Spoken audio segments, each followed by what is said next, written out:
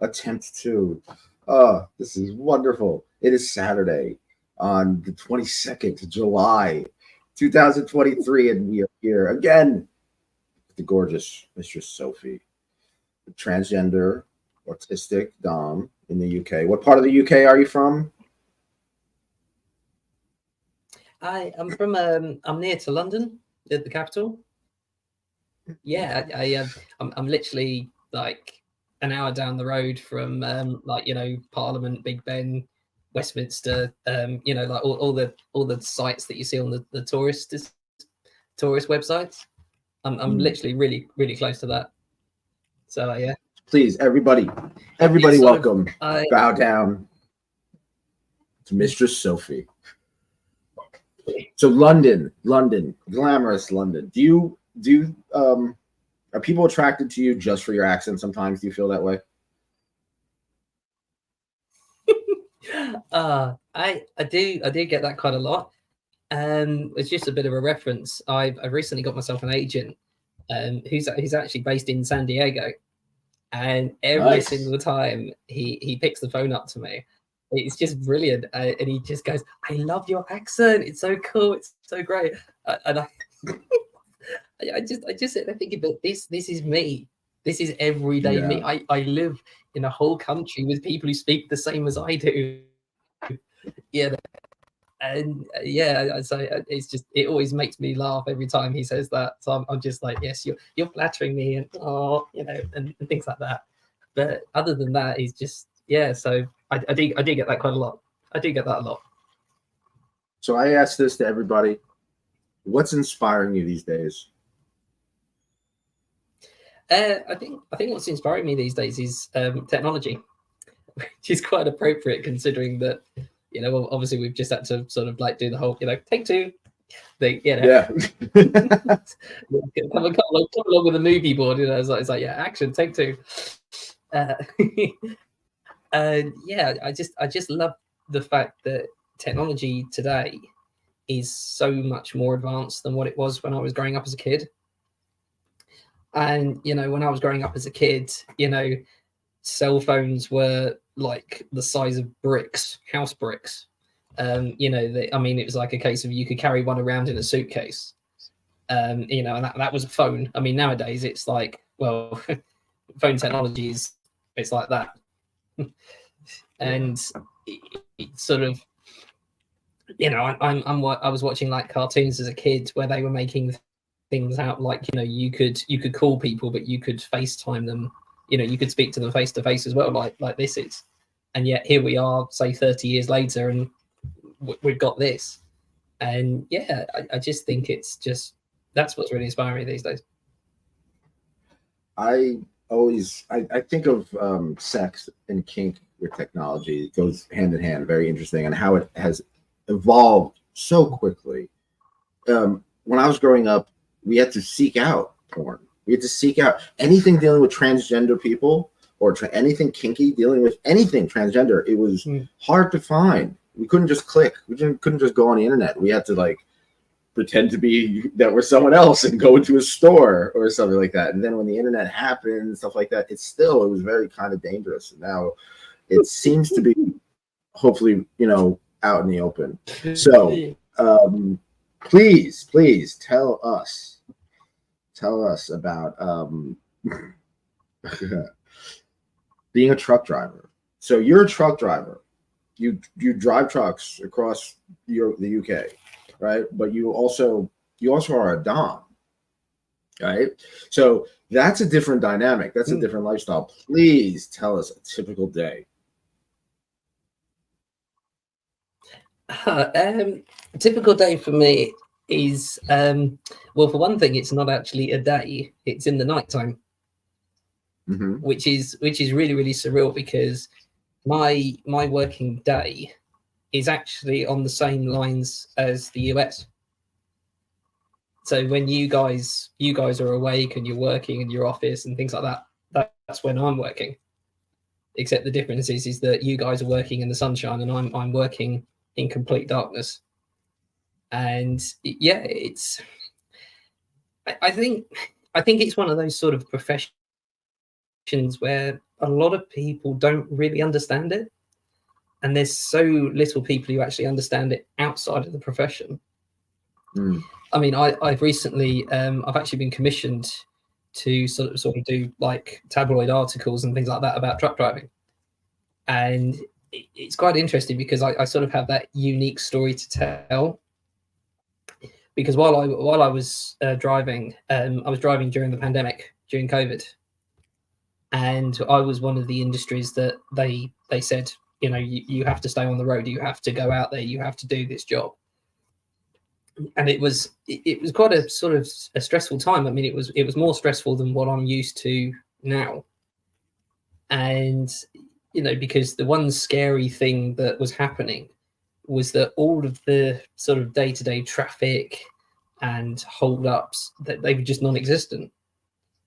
And it sort of almost freaked me out a little bit, because I usually, when I'm driving and I'm doing deliveries on the roads, I usually sort of have to like time myself of how long it takes me to get to a certain place.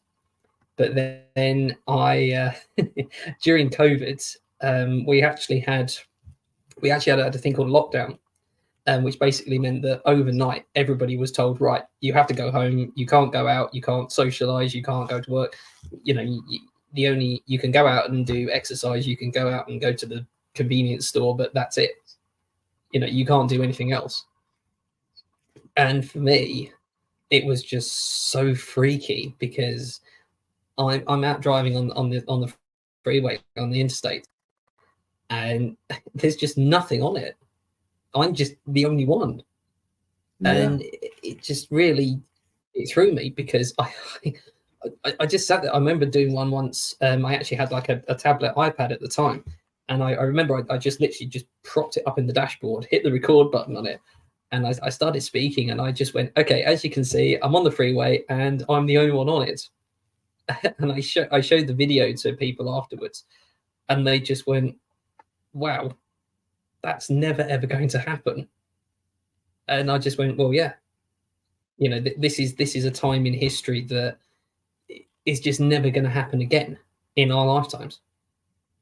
And yeah. I thought I was right at the heart of it. And yeah, truck driving day to day is, you never have a standard day. When you drive for a living, there is no such thing as a standard day.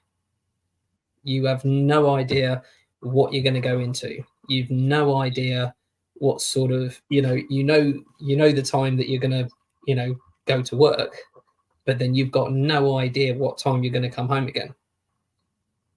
And that's true. You know, let's say I might be one day, I might work for, say, 8 hours, but then on the following day, I might work for 13. I like how you said the margins are huge. And I like how you said there's no standard day. There's no standard day. That's true. So being a truck driver and being transgender, being a dom, I'm sure because you travel, you get into some dangerous places. Please tell us about that. And how do you stay safe? I'm sure you met some dangerous people, some people who aren't kind either, and I'm sure you met some wonderful people. So how do you go through? How do you? Yeah, I sort of. I think the best way for me to.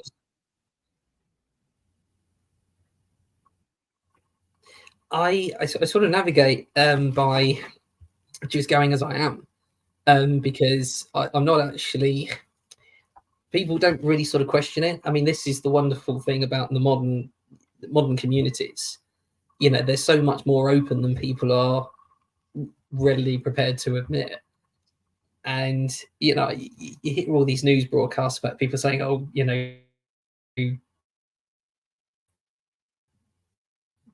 abuse towards transgender people," and comments and things. You never come across as much unpleasantness as you think you will, and most people are fine about it. I mean, bearing in mind, I don't go to work and sit in the cab like this. I mean, that would be that would That'd be be cool. that would make a number of people crash quite considerably. Yeah, and I do remember there was this comment that was made once, and there's a technique in trailering. It's what's known as trailer work, and I remember them saying, they say when the direction of the trailer dictates the way of travel, you have a snake. At which point I contradict and I say, no, you have a crash. and it's sort of like, and yeah, I sort of, that's kind of sort of like the attitude that I sort of take for when I'm dealing with dangerous situations. You know, they can literally come out of nowhere, and the only way for you to deal with it is just by just dealing with it. Yeah, It's meet a bit every, like every that situation problem. head on. Definitely. So tell us about the Birmingham You know, fetish there is only weekend. one way you can handle it.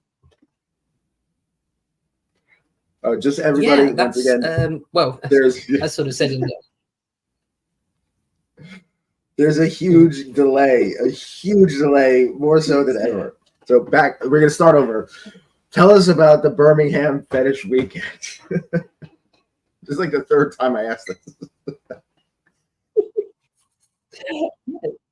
Yes, well, but hopefully by the time you're watching this, we'll be in the year 2100.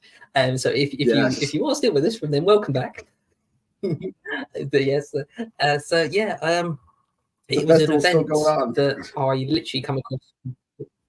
Yeah, it was an event that I come across completely by accident, on when I was on FetLife one day, because I do have a few people who are friends within sort of Birmingham City. Mm-hmm. And I sort of was talking to them and things like that, and it just happened to flag up on my page, and I thought, oh, okay, this is a bit interesting. Anyway, so I just happened to message the organisers and say, you know, I'm this person, I'm Mistress Sophie, I'm transgender, I'm autistic, and yeah, you know, I'd love to come along and do these things. Anyway, the organisers sort of wrote back to me and went, wow, that's amazing, we're having you on our show.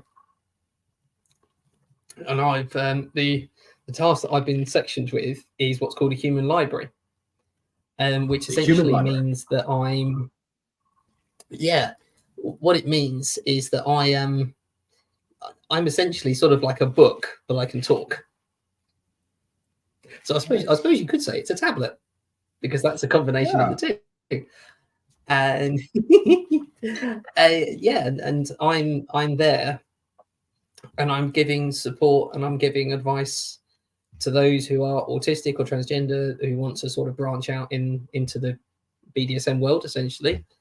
And yeah, I'm just there as a person to sort of come up to and ask questions if I feel like it.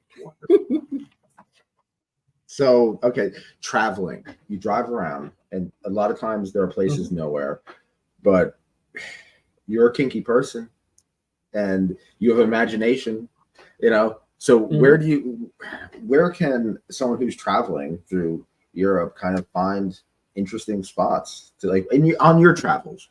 Where are some interesting kinky places that you've stumbled upon?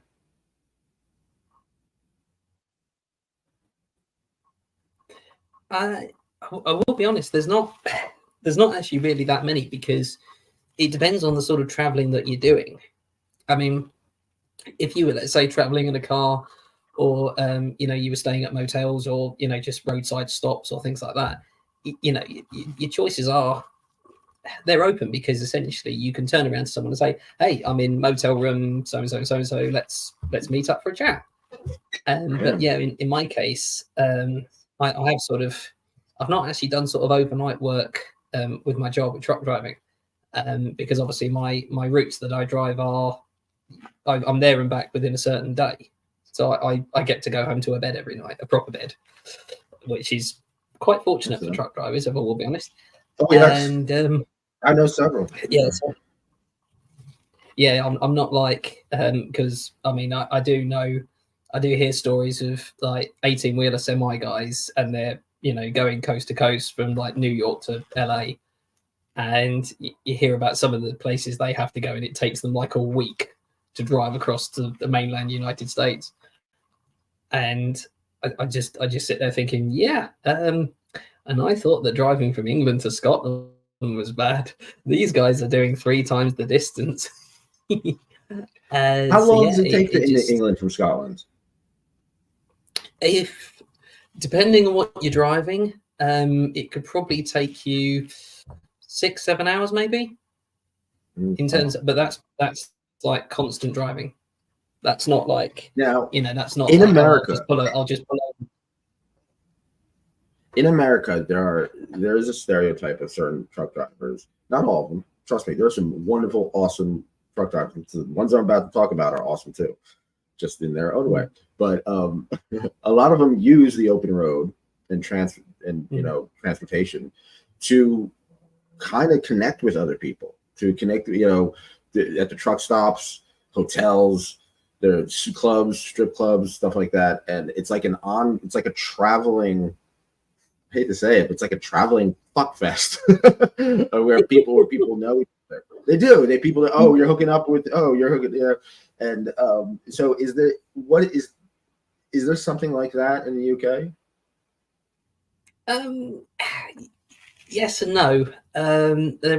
There's like sex shops and stuff like that on the side of certain interstates and freeways.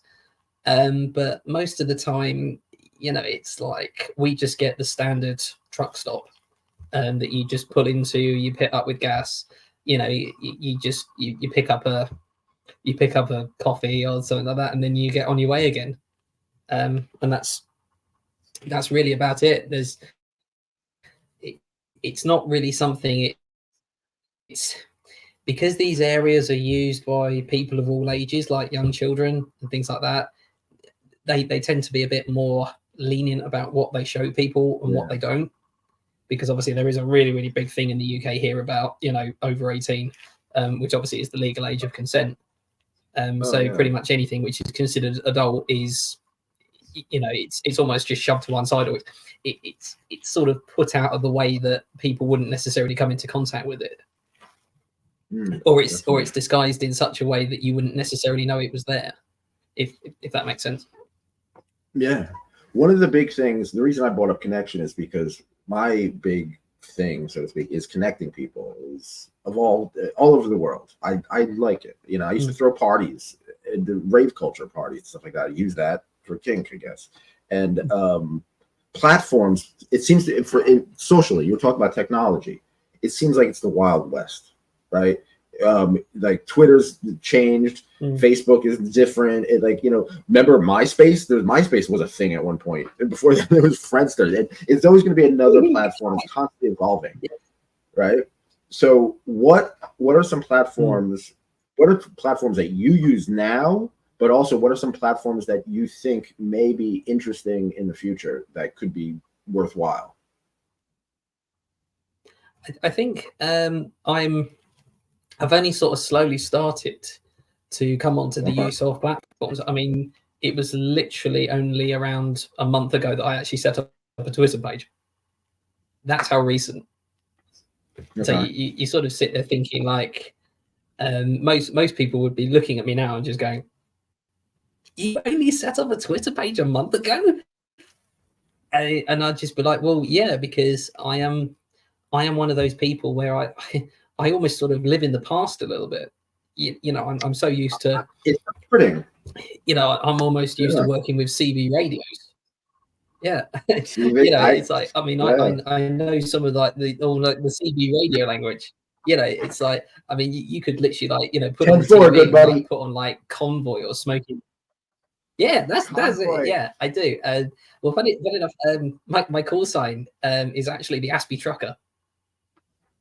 That's my CB handle. That's my call sign. Yeah, and it's like, guess Nicholas Tanek has a question that says, "What is your Twitter? What is your Twitter?" Yes. Yes. Who is this imposter? Yes. I don't know if I sort of I'll see if I can try and show the screen, but I think it's sort of probably not going to work. But then my Twitter is sort of there. M_Sophie 93. Read it backwards. M_Sophie 93. Let's see if it works. Let's see. Okay. M. This is great television. M underscore Sophie. Sophie, Yeah. what? What is it? 93.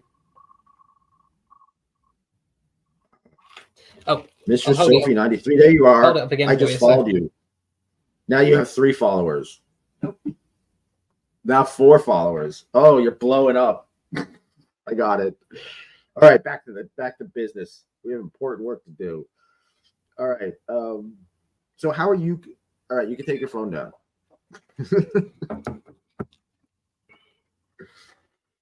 so, so, so how are you? What's your favorite way to communicate with people these days? Some people just do. I know some people who just do FetLife, you know, or just do Instagram. Some people just do Twitch and OnlyFans, stuff like that, or Reddit. You know, there's a new thing called streams. You know, what works for you? What's your favorite?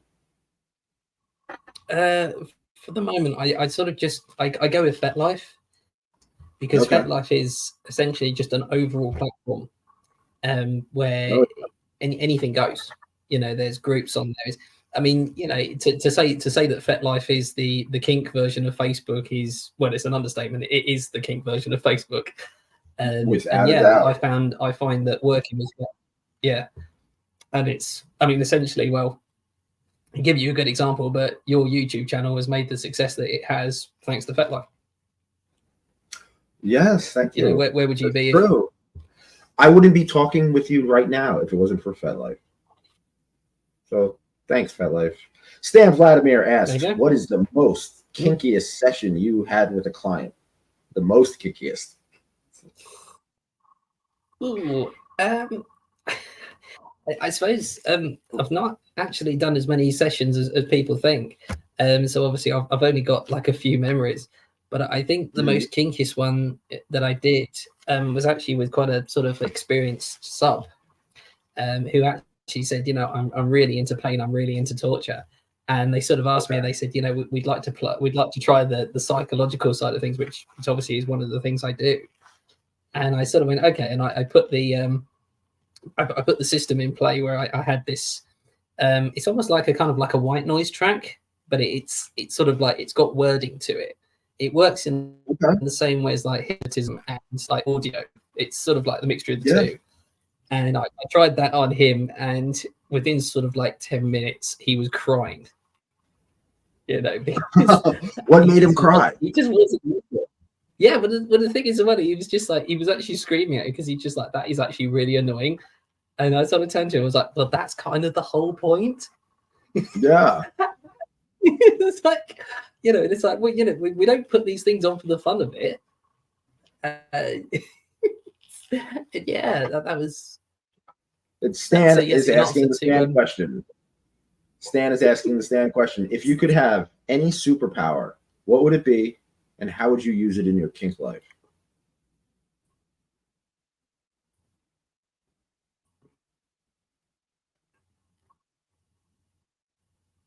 Hello? If you could have any superpower, what would it be, and how would you use it in your kink life? I think it's sort of like I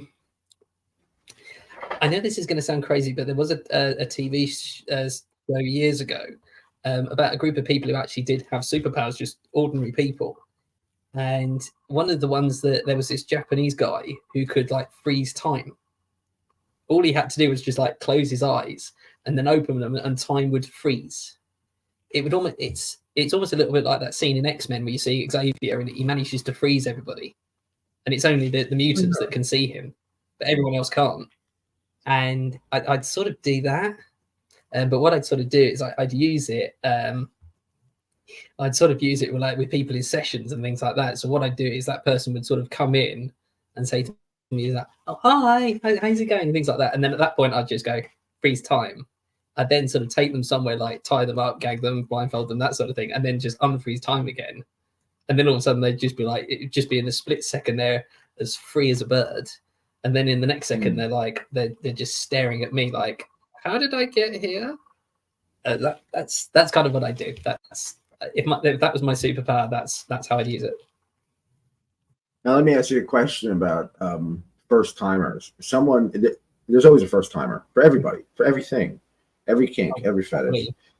How do you deal with somebody who's never been with a transgender person, or has never been with a dom before, who's never been kinky at all, and then they come across you, and you're like, you're into it, and they're like, oh my god, there's a connection. So, but now it's on your responsibility. It's their first time for any of this.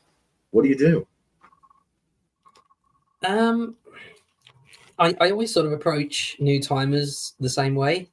I just welcome them in, and I just say, okay, look, just be you. Don't think about me. Don't think about how I dress. Don't think about how I look. Just talk to me as if I am a normal human being, because, well, I am a normal human being. You know, being a dom essentially is an act. You know, it's not. I mean, I don't walk down the street like this every single day. I'm not walking up to people randomly in the street and kicking them in the bollocks. You know, it doesn't. That just never happens. Any dom will tell you that. And so I just say to them, look, you know, just come and have a chat with me. You know, just feel free to sort of like ask any questions, because there's not a lot that can shock me. I like that quote. I like that quote. I'm going to quote this: "Just be you. Talk to me like a normal human being." That's seriously. That's all of us really want. It really. Stan Vladimir asks, "Was it the Misfits?" No, you're talking about the TV series, yeah? Yeah. the TV show. Mm-hmm. Yeah. No, it was actually called Heroes. It was on the BBC, the British. Yeah, it was called Heroes. It was an American TV show, but it was filmed. They shot it in England, or it was a sort of English film crew that shot it. And yeah, one of the scenes in there is actually quite sort of famous, because each of the characters end up being linked to each other, but they're all universal and all around the world. You know, there's like a nurse in New York, and there's like a cop who works for the LAPD, and then there's the Japanese man who's in Japan and he can freeze time. You know, there's all these different people. And that's what it Heroes. is. And I remember I think it went for about 3 seasons. It was actually really good. And the one character that got me was a woman called Claire, and she was almost like Wolverine from X-Men. She just couldn't die. You could do all sorts. You know, you could literally put her in the middle of a nuclear blast and she'd still survive it. It was that kind of person. And you know, some of the things that she used to do on the program.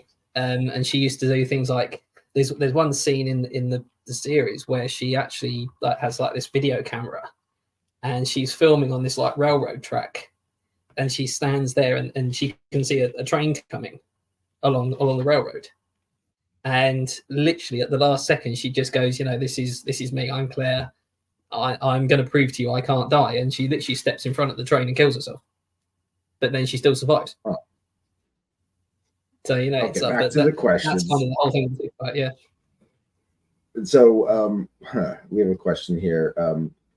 What was the motivating factor for you to start this lifestyle? I think it's sort of.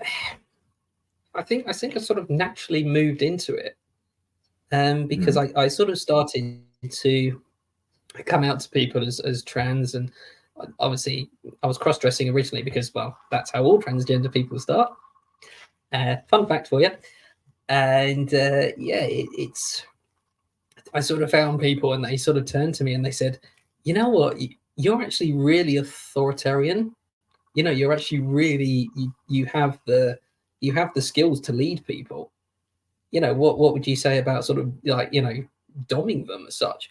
And of course, well, I didn't know anything about it. And I sort of happened to just put it in on Google one day to read it. And I sort of started flicking through, and I looked at it, I was like, this is amazing. And yeah, that was how it all started. And from then I sort of started to sculpt a bit of a character for myself. And just like any actor or actress would, it is a part. You fit a role, and you do it. And So I sort of. what would you say? What would you say is motivating you today? I mean, what motivated you then? But nowadays, times change. We grow up. What's motivating you these days to continue the lifestyle? I think what's sort of motivating me is that as I progress throughout my life, I'm slowly starting to get the means of being able to do it properly. Like getting dungeon premises and proper equipment and training myself. I mean, I remember, as obviously in our previous video that we did, I said about sort of like whipping and caning and things like that, and that my aim just being so poor that I'd be more worried about hitting the person next to them, and I'd still end up hitting them anyway. I feel the same way. Yeah, and I think it's as some people have started to openly trust me, I've slowly started to open up to them, and that to me is the big question, because that is that's where I feel that I belong, because I do have a lot of command, I do have a lot of control in my truck driving side of things, so it does come out in my dom side as well. So that's, do you ever sub? The whole thing sort of just flows into it. But yeah, that's what's motivating me today. Would you sub for anybody like nowadays, or do you see yourself ever subbing for anybody in the future?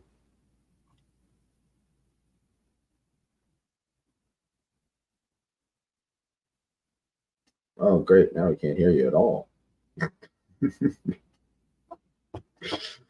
Okay, go to yourkinkyfriends.com. Yeah. Oh, she's frozen. Well, that was fun. We got 30 minutes in. That was something. It's all about just trying to capture moments, people. We're just trying to capture moments. She may come back. She may not. She'll be back on the show definitely when she's got a better connection. Oh wait, she's back. Hello. Did I disappear into the ether? Yes, you did. You had a face frozen. Yeah. So, all right. The question: will you ever sub? Do you ever consider yourself subbing for being a submissive person for anybody in the future? Do you ever think? Do you see yourself doing that? I think yes and no. I mean, that if I did sub for anybody, I probably would have quite sort of specific things in mind, because there's not a great amount that I don't do as such. And I think because so many people are so used to sort of wanting me to dom them, it's quite difficult for the sort of like the roles to be reversed as such. Right. And the thing is that every single time I've had I have had masters come to me and say to me, look, be my sub. And I sort of have to laugh when I read that, because the first thing that I say to them is, did you actually even bother to read my profile before you message me? Because it clearly says on it like Dom. And it's just one of those like slap yourself in your own face. Yeah. But so, now, Mistress Sophie, let's say I'm new and I see you on FetLife and I want to reach out to you, knowing that you're transgender dom, but I'm green. Let's say hypothetically, I have no experience. What are some do's and don'ts on how to contact Mistress Sophie? Let's start out with a don't. What is a don't? A major don't. This is a pretty big one. It's my most obvious. Do not ask me for sexual favors. If you do, you will get blocked immediately. Because I get so many people messaging me, and I can clearly tell that it's almost a bit like a psychology, because when people are messaging me, I can sort of tell, because what they do is their messages will come back quickly, but they'll be full of grammar mistakes and they won't be punctuated properly. and things like that. And I sort of sit there thinking, look, I can tell that you're playing with yourself. Okay, so stop wasting my time and just go away. And things like that. And yeah, I do get people that say, yeah, I'm interested to see you, and and it's wonderful and things like that. And then all of a sudden, right at the last minute, they'll just go, oh, and by the way, I'd love to fuck you. And I just go, ugh. Because at that point I realized that it's exactly what that person wants to do there. Do they ever ask you like weird specific things? I've been asked. Someone asked me to be a carrot. No. Someone wants to be my carrot in my garden. They want to paint their body yellow and dye their hair green and have me bury them up to their heads in the backyard. I was living with my dom at the time, and she was a gardener. And yeah, I got people. This has been very adamant about that. So what is this sexual stuff? If people come, what is the all right, let's get dirty. What is the most disgusting thing someone has ever just said to you in a first message, an intro message? I think the first, thank goodness I don't have this message now, because I was just so disgusted when I saw it. I just hit the delete button straight away. I didn't even bother to block them. Okay. And literally this person just come up and just basically went, fancy a fuck. Oh, that's it? Like, no. I'm just like, can't even... seriously? Like, are you living in like the 18th century or something? Is that what? I'm sorry, but degrading transgender people like that is not. It's not funny. No, it's not. Don't joke about that shit. So what is successful? And what does it do? When someone reaches out to you, what are some things that you do like? What are some things that people should? Well, I think, first of all, using my appropriate title. So when I see a message that says, dear Mistress Sophie, or hello Mistress Sophie, or hi Mistress, things like that. Those are the ones I tend to gravitate towards first, because those are the people who I know that they've taken the time to address me by my correct title. So it's like, but then I get I'll get a message come through that will say, hi beautiful, and I'll just be like, yeah, you're going straight to the bottom of the pile. And so that's basically what I say. And it also as well, it's a case of, so use that when you say, hello Mistress Sophie, and then underneath you can just say, this is my name, this is where I come from, this is how old I am, if you feel the need to tell me. And then underneath sort of say, I'm into these things. Do you accommodate? Do you like to do the same things as me? And approach that way. And then obviously the other thing I don't like as well is that when people put kisses on the end of messages. That's annoying. Because that to me is quite a sexual thing. And that's the sort of thing I know that sounds crazy, but it's just sort of like, I allow friends to do that, friends and family to do that, because they're personal to me. That's that's personal. But when I've got someone messaging me for the first time that I've never met before and I haven't seen, that's not the sort of thing that you do. Let's say if you were working in your office and you did that to your boss, your boss would almost be like, that's a bit inappropriate. It's almost a bit like that. Yeah. So yeah, it's a case of when another don't is just don't put I'm okay with smiley faces. If you want to put like a little sinful emoji or like a little smiley face, or not a love heart. Try to avoid a love heart, but yeah, if you do stuff like that, it's great. It's quite it's actually quite interesting. But emojis are actually the language of autistic people. Yes, I remember you telling me that. All right, if you can go back and tell like your 18-year-old self, if you go back and give yourself some advice, what would it be? I think I'd say to my 18th self, just hang in there, because when I was 18, you know, I was still, I was on the border between sort of acceptance and trying to find my feet in the world, and it was quite a dark time for me. But yeah, if I was 18 now and if I time traveled back and saw my 18th self, I'd turn to them and say, well, hey, look, you look like this now. This is how I look now. So yeah, just hang in there. You're going to be okay. I mean, I think the first thing that my 18-year-old self would probably turn around to me and she'd probably say something like, "Oh my God, you are fit." It's just like, That's good. Yeah. That's wonderful. Okay, so let's talk about, we addressed this before, but I like to address it again because it's an important topic. Autism, for people who aren't autistic but who are respectful or want to be respectful. What is a respectful way for someone to approach someone who has autism, especially in the kink community?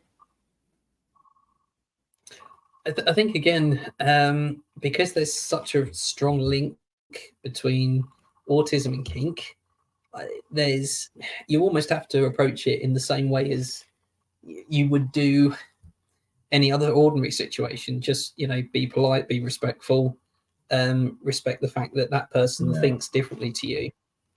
I think it is a little bit of a strange phenomenon, because usually I can sort of sense when I'm around someone else who's autistic. I think it is a little bit more of an internal superpower that we have. And I know I've had it before. I've worked alongside some people, and I just happened to sort of turn around to them and joke and say, well, if you were autistic, I'd believe you. And they sort of turned to me and they said, yeah, I am autistic. How did you do that? And I just went, lucky guess. You're doing, you've said this, you've looked this way. It's you might as well write the word autism across your forehead. It's that obvious. And it's well, autism is, for many people, it's very mysterious. It's almost like they can't describe what it is, and it seems like everybody is different, is unique in their own way. So for you, first of all, what are some of the hurdles that personally you had to deal with when it comes to just autism? And then what are some victories you had dealing with autism? I think victories, sort of the victories for me, I sort of, victories is an interesting word, because just being able to get out of bed every morning and be able to go and do what I do is considered a victory. It's a victory. Yeah. So actually, to be honest, it's like, I sort of, yeah. And it's like, sometimes, that you're going to go into a difficult situation, but you can't avoid it. So you just have to go to it anyway. And yeah, I think it's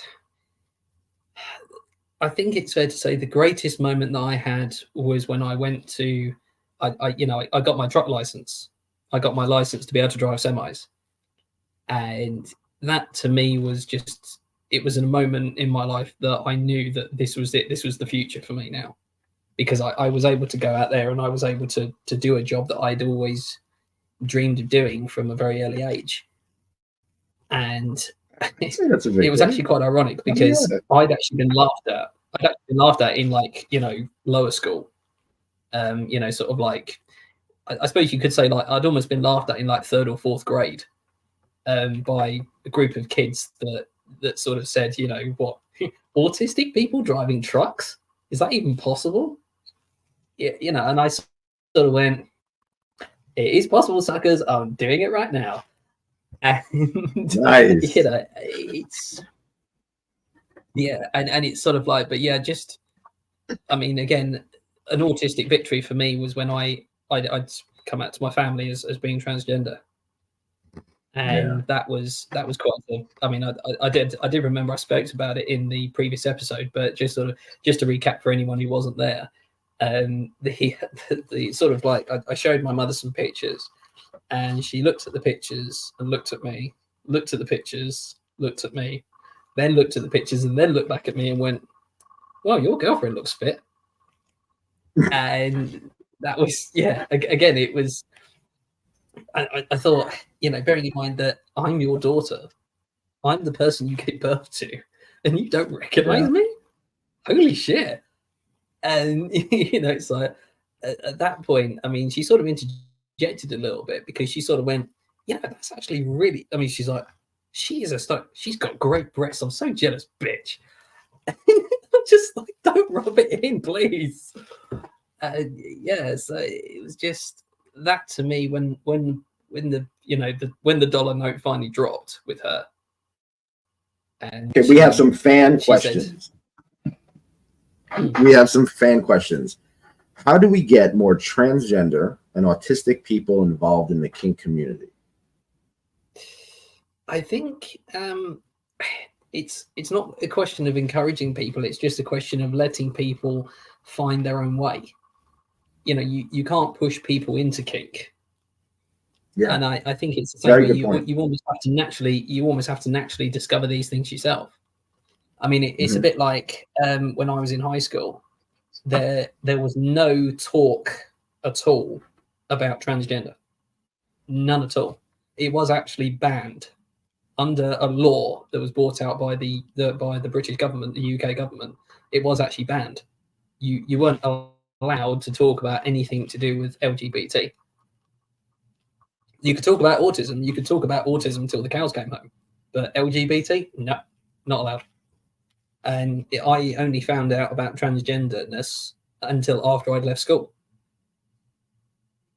So it was that way inclined. And I think the reason that I sort of found kink at the same time, because a lot of sort of like kink revolves around cross-dressing, which now is always mistaken with being transgender, and this is the common misconception that people have in regards to being transgender and being autistic or being like cross-dresser and transgender. You know, whereas somebody who's transgender actually decides to alter their perception and change their gender, whereas somebody who cross-dresses is a case of they do it for a weekend, they do it to feed an alter ego, and then they just go back to their normal lives and carry on. Whereas in my case, I'm not doing that. I'm actively changing my gender. Yes. So that's, yeah. So yeah, I mean, to encourage people into the industry, it's just a question of, well, you just let them find their own feet. And then when they finally do arrive, just leave your door open so that at least in that way they can come and ask you anything they like. Yeah, I have to admit, like when I first got involved, I was one of these over exuberant people. It's like calling all my friends. It's like, do you know there's a whole lifestyle out there? There's a whole. All right, let's get the little more fun questions. Toys. If you had one favorite toy of all time, what is it? And it can be a toy. It can be a dildo. It can be an impact play toy. Anything. Favorite toy of all time. I think if I had a toy, I'd probably go with like a horsewhip, riding crop. Yeah, I do like those, because the thing is they're not. The thing is like they're just like you see, like yeah, exactly. Like I sort of nickname them the fly spatters, because you know they're the sort of things you wave around. You're swatting flies with them, you know. Yeah, and it's like hey, look, there's a fly out there. I'm going to swat it, you know. And so yeah, there's sort of we have another. But no, I mean we have another fan question. So with all the travels that you've had, what is the strangest thing that someone's ever asked you to do? You can take it out of kink. You can go beyond kink with this, but still, I prefer a kinky answer. Yeah, I think the strangest thing I've ever had asked is I know this is going to be quite sort of. I think someone's sort of. You are actually getting me to rack my brain because I'm just trying to think of a time when something strange has actually happened, and I think it's probably something tough, like someone would have turned around to me and actually said, you know, they showed me like this YouTube video of they called him the dancing trucker, and he literally what he did was he had cruise control on his truck, and he switched the cruise control on, and he then literally did like this dance routine around his cab. And he was playing like a country song or something like that. And he then did like this dance around the truck. And this person sort of turned to me and said, "Here, I bet you can't do that." And I just went, "If you think for 1 second I am doing that, you have got to be shitting yourself." And so, because I thought, yeah, if I'd done that, the DOT in my country would have a field day. And they would take my license off me there and then if I did that. So yeah, Stan Vladimir asks, "What is the kinkiest session you have had with a client who has autism?" I think the most kinkiest one that I actually had was a chap who he liked the really, really restrictive bondage. And he sort of turned around to me and he said, "You know, I'd like it to try and be as tight as you can with the ropes, because it was all rope play." And I sort of went, "Okay, well, you know, if I see you go blue with circulation, if I see your hand go blue almost, like as it cut the blood, is that considered tight enough?" And he was like, "Yeah." And I just sort of kept going and going and going, and I just started thinking, "I'm gonna give this guy rope burns. I don't want to do this." I'd have thought, but I actually first thought about like getting like duct tape and putting it around his wrist, sort of like that first, and then putting the rope over the top just so that it didn't, cut into the skin. And I thought, oh, okay, no, I'll try and do the rope side of things first. And yeah, I sort of did that, but I wasn't able to put him in because he wanted like a hog tie position, and I sort of went, yeah. You're not going to be able to be in that for very long, because he wanted to sort of go for quite some time. And I sort of put an alternative to him instead. And he quite liked it. And in the end, I sort of had him, I think it was about 3 hours. He was just roped up to this St. Andrew's cross. And yeah, it was quite crazy. 3 hours. Wow. That's a long time. Yeah. 3 hours. Yeah. I'll do it. Okay, let's see what else. I'm sorry? Yeah, no, that was the thing, because his sort of he was really into like the kidnap and abduction fetish. So what he wanted was he almost kidnapping and abduction fetish. I know some people who are into that. Yeah, I know. Okay. Would you being a trucker, right? You being a trucker, you have the chassis. Would you ever pull out like a kidnap fetish? Consensual. Keep in mind, everybody, this is consensual. But seriously, as a trucker, you can kidnap people. People get kidnapped all the time by truckers. There's this whole lifestyle, the whole culture. Would you be able to like orchestrate that in like a consensual thing, like with everyone was consenting to it, and like would you be able to do that? If I come to London, can you kidnap me? Well, I can certainly give it a good go. I always find with sessions like that, it's probably far better doing it with like a van, or like doing it with a van or like a mini cab or something like that. And I would think a van would be less noisy. I think so as well. I mean, it's like when you watch a lot of like crime shows on like UK TV and stuff like that, they always show like the kidnap scenes, and they're always done in the back of like Ford Gypsy Co vans and stuff like that, like transit vans. Yeah, and it's like a very, very popular make and model of van in the UK is what's called the Ford Transit. They're made by the same people who make like the Mustang and things like that. And it's quite incredible because I did actually learn this fact that apparently 80 to 90% of the bank robberies that were done in the 1970s in the UK were done with transit vans. Yeah. And you can't help but sit there thinking, actually, you know, that's quite a disturbing fact, you know, because you sit there thinking, who keeps track of this stuff? You know, it's like, is there someone going around with statistics about kidnapping people in vans? You know. And yeah, so but no, I definitely sort of, if it was all planned out and it was all done properly and things like that, then yeah, it would be a definite kink that I could do. Sunshine says blindfolded and gagged keeps the noise down considerably. True. It certainly does. Yes, I agree. It certainly does. Absolutely. Oh, Mistress Sophie agrees with you. So, all right, we did the favorite toys. Wish list. I have a note, and honestly, this could be for the wrong person because I do copy and paste stuff. But if you notice, the questions are specific to you. But it said something about liposuction. Were we talking about liposuction last time? Okay, I thought so. I don't know. I was talking about laxatives and weight loss and things like that. Yeah, laxatives, weight loss, and weight. Yeah, okay. Yeah. But no, I sort of. So how's the liposuction going?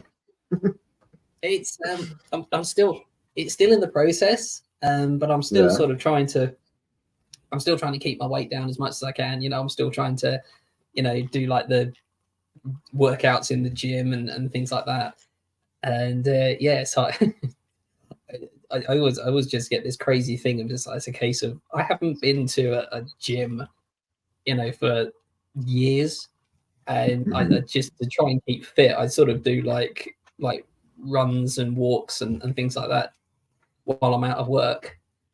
And yeah, sometimes they work, sometimes they don't. But no, yeah, when I do save up enough money and things like that, yeah, I'm definitely going to get some liposuction somewhere, because yeah, it's quite difficult to try and squeeze into a cat suit like this, you know, when you tend to get a bit broader in the shoulders and things like that. So yeah, let's talk about your latex cat suit. Okay. Let's have a serious discussion about your latex.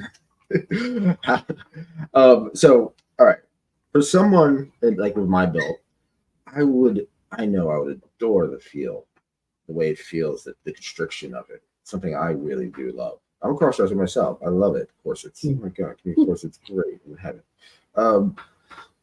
So for somebody who, I'm exercising, I'm trying to get better, I'm trying to look better, but not everybody's there yet. So for somebody out there to try to get into a latex suit for the first time, what advice would you give them? I'd always go one size bigger than what it says. When you sort of look up on the websites, they give you size charts. Always go either a size or two sizes bigger, because the beauty is that it's designed to shrink to fit to your body. Mm-hmm. Okay. Things like that. I'd say I will give you a good example actually, because if I stand up, you can actually see that it does shrink to fit. So you do get that. It's shrimping to fit to my size. So that's. That is beautiful. So it's absolutely beautiful. Yeah. Thank you for showing us that. Stan Vladimir asks, which do you prefer the most, leather or latex? Oh, the one question. I think I can't really decide between the two. I really can't, because sometimes I know they always say that you can't mix and match the two, but sometimes it's a case of, I mean, all my fetish outfits I have are latex, but I do have this. I do like, it's like this trench coat and it's leather, and you know, it's sort of like. But the thing is that I sort of put the leather on, but then it's got like quite a soft internal stitching, which then sort of like makes contact with the latex, and it feels quite nice. so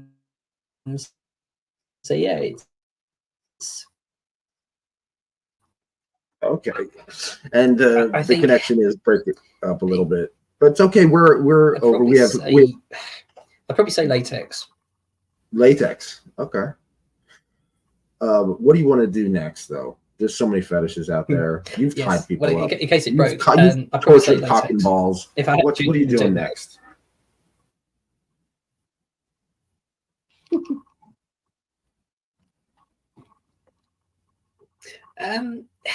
Yeah. What are you doing I think it's next? sort of What's like next?